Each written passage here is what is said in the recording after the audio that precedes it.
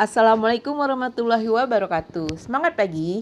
Apa kabar mahasiswa ibu semua? Semoga selalu sehat ya. Pada pertemuan yang lalu kita telah membahas tentang pembuatan perangkat pembelajaran RPP dan handout. Semoga semua sudah dapat memahami.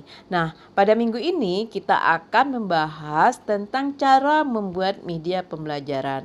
Sebelumnya kita lihat dulu pengertian media pembelajaran. Media pembelajaran adalah media yang digunakan untuk membantu merangsang pikiran, perasaan, kemampuan, dan perhatian siswa dalam proses belajar mengajar di kelas. Ada beberapa pendapat para ahli mengenai pengertian media pembelajaran itu sendiri. Kita lihat di dalam caption berikut ini ada menurut Hamalik itu media pembelajaran adalah segala sesuatu yang dapat digunakan untuk menyalurkan pesan, dalam hal ini bahan pembelajaran, sehingga dapat merangsang perhatian, minat, pikiran, dan perasaan. Kemudian ada menurut Gerlach dan Ellie di mana media pembelajaran itu merupakan alat-alat grafis, fotografis, atau elektronik untuk menangkap, memproses, dan menyusun kembali informasi visual atau verbal. Nah, lain lagi nanti menurut pendapat Latu Haru. Di sini media pembelajaran maksudnya itu adalah bahan, alat, atau teknik yang digunakan dalam kegiatan belajar mengajar dengan maksud agar proses interaksi, komunikasi, edukasi antara guru dan siswa dapat berlangsung secara tepat guna dan berdaya. Nah, sekarang kita lihat apa sebenarnya fungsi media pembelajaran menurut para ahli itu sendiri. Ada beberapa hal di sini ya. Pertama, fungsi media pembelajaran itu adalah sebagai fungsi atensi. Apa yang maksud dengan fungsi atensi di sini? Yaitu agar media pembelajaran tersebut dapat menarik perhatian siswa sehingga semakin berkonsentrasi dan memusatkan perhatian pada isi materi pelajaran. Kemudian yang kedua ada sebagai fungsi kognitif. Di sini yang maksud dengan fungsi kognitif adalah agar dapat memudahkan siswa untuk memahami dan mengingat informasi itu sendiri. Jadi di sini yang berperan itu dia dapat meningkatkan pengetahuan siswa. Nah, kemudian ada fungsi sebagai afektif. Di sini untuk memberikan kenyamanan kepada siswa kita ketika belajar atau membaca. Misalnya ada teks atau yang bergambar ya. Jadi bisa juga dapat memberikan fungsi penilaian perasaan kepada siswa itu sendiri dengan adanya media pembelajaran yang diberikan. Kemudian ada lagi fungsi sebagai kompensatoris atau untuk mengakomodasi, membantu siswa yang lemah dan lambat menerima pelajaran yang disajikan secara verbal atau teks. Nah, secara umum jadi fungsi media pembelajaran itu adalah pertama ya pasti agar media yang kita pakai itu nanti bisa menarik perhatian siswa. Kemudian juga yang kedua itu dapat memperjelas penyampaian pesan.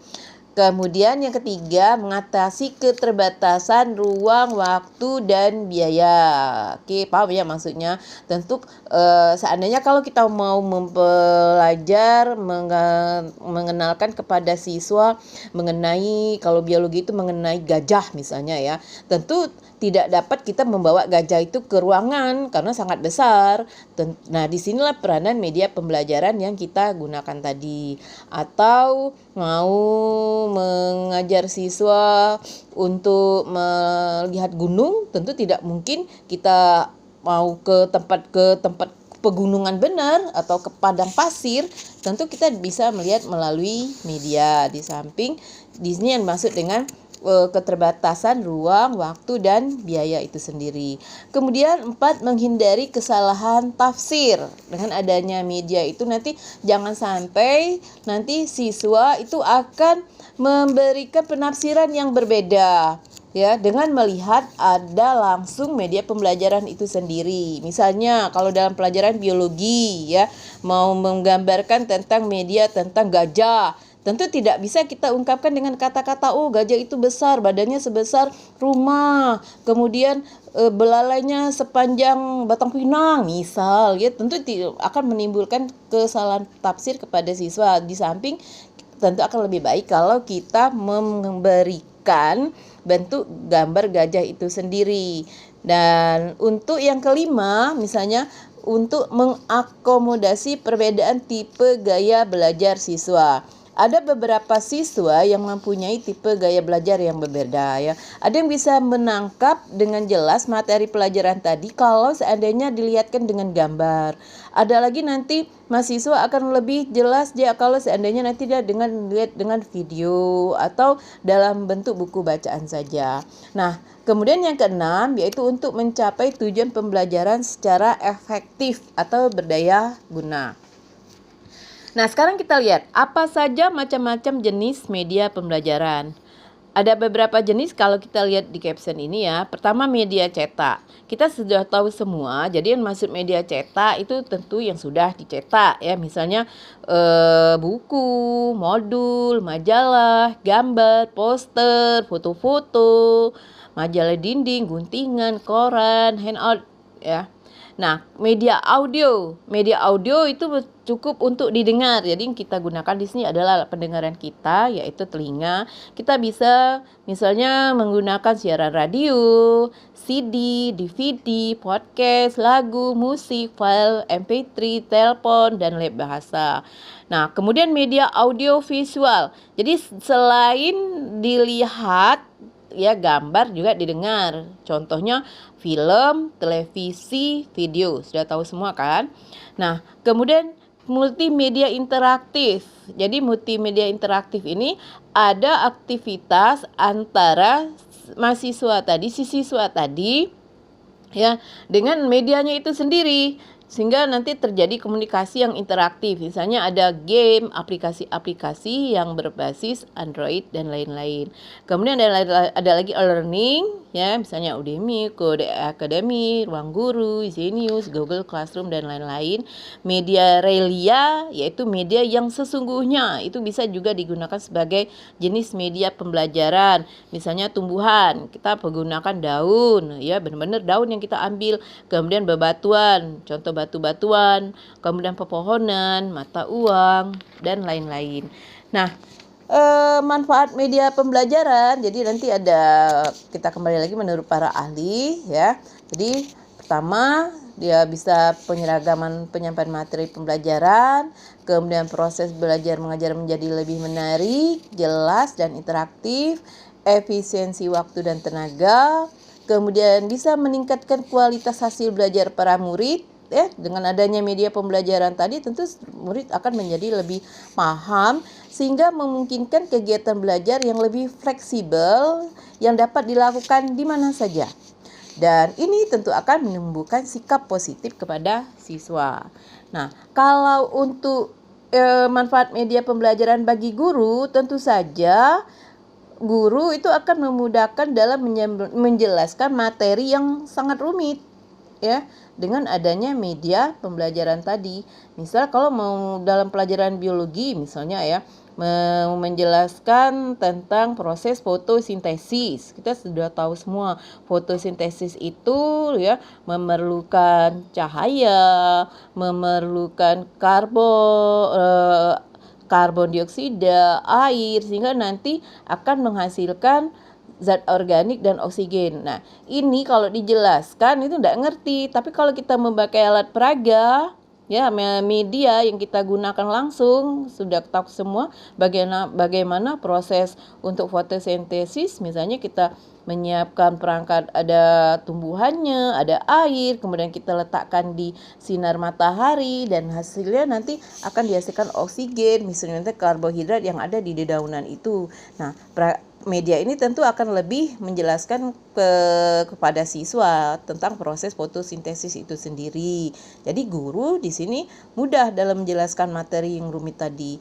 Nah, kemudian media pembelajaran yang digunakan bisa lebih bervariasi. Ya, variasi dalam artian beraneka ragam, tidak hanya pada satu jenis media saja. Kemudian yang ketiga, efisiensi dalam penggunaan waktu dan tenaga. Dengan adanya media pembelajaran, tentu guru akan lebih mudah lagi ya dalam ruang waktu dan tenaganya guru itu sendiri untuk menjelaskan materi yang akan diajarkan. Dan berikutnya yang keempat, dapat lebih mudah memfokuskan perhatian murid pada materi yang sedang dipelajari. Kemudian dapat menata suasana kelas agar lebih hidup dan interaktif. Kemudian yang kelima, membuat siswa menjadi lebih aktif di kelas dan tidak mudah merasa bosan di kelas.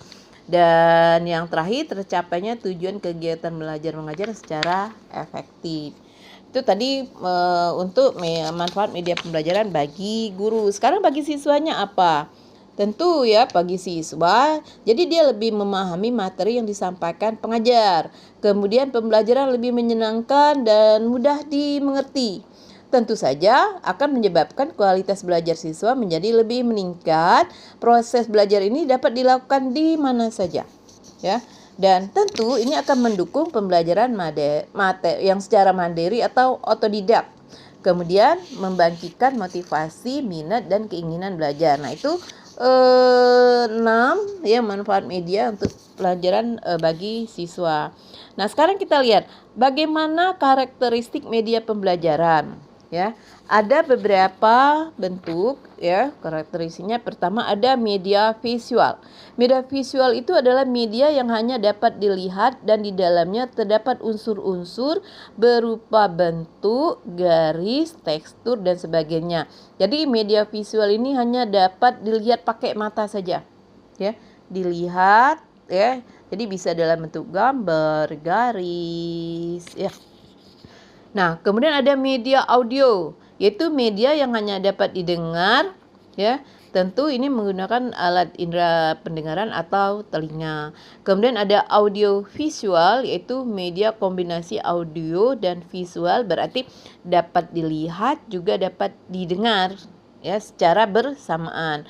Kemudian ada lagi multimedia, yaitu media yang merangsang semua indera dalam satu kegiatan pembelajaran. Oke, nah seorang guru dalam memilih media pembelajaran itu terdiri dari beberapa kriteria yang harus diperhatikan ya. Pertama, dalam memilih media pembelajaran itu harus melihat dulu tujuan pemilihan media pembelajaran itu apa ya. Sesuaikan dengan pokok materinya. Kemudian karakteristik media. Bagaimana karakteristik media yang akan kita gunakan tadi. Kemudian baru alternatif media pembelajaran yang akan dipilih. Nah, berikut adalah beberapa contoh media pembelajaran ya. Contoh media pembelajaran cetak seperti yang sudah kita ungkapkan tadi, ada buku, gambar, gambar, papan planner, clipping, koran ya. Nah, kemudian ada contoh media pembelajaran audio ya dan audio visual, video, podcast, siaran radio dan lain. Contoh media interaktif, game, aplikasi. Nah, di sini Ibu akan memberikan contoh media pembelajaran yang dalam bentuk media cetak ya. Nah, ini yang akan dilaporkan dalam perangkat pembelajaran guru. Jadi dalam media pembelajaran ini formatnya nanti seperti biasa, itu ada satuan pendidikan ya, mata pelajaran, materinya apa, submaterinya, kelas, alokasi waktu, kemudian jangan lupa nanti dibuat tujuan pembelajaran ya. Tujuan pembelajaran itu apa, sesuaikan dengan materinya. Dari sini itu mengenai sistem gerak pada manusia ya. Nah, tujuan pembelajarannya misalnya siswa dapat menjelaskan fungsi rangka bagi tubuh manusia setelah mendapat penjelasan dari guru dengan baik dan benar dan seterusnya. Nah, untuk media pembelajaran nanti dituliskan di sini ya. Kalau kita melihat berasal dari sumber yaitu YouTube, bisa juga digunakan. Nanti linknya itu dihubungkan ke YouTube untuk melihat ke YouTube ya.